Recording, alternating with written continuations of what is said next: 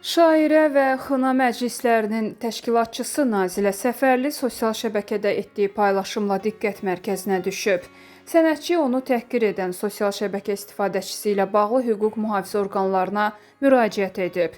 Onun sözlərinə görə həmin şəxs polisə şikayət edildiyini öyrəndikdən sonra qorxuya düşərək sosial media hesabını silib. Nazilə paylaşımında bu sözləri yazıb. Mən sizin üçün arzum deyiləm. Bildi ki, polisə verirəm, qorxudan səhifəsini sildi. Bilmir ki, saxta profildə olsa tapılacaq. Şairənin bu açıqlaması qısa zamanda sosial şəbəkələrdə geniş yayılıb. İzləyicilərin bir qismi onun hüquqlarını müdafiə etmək üçün atdığı addımı dəstəkləyib və digərləri isə məsələ ilə bağlı müxtəlif fikirlər səsləndiriblər.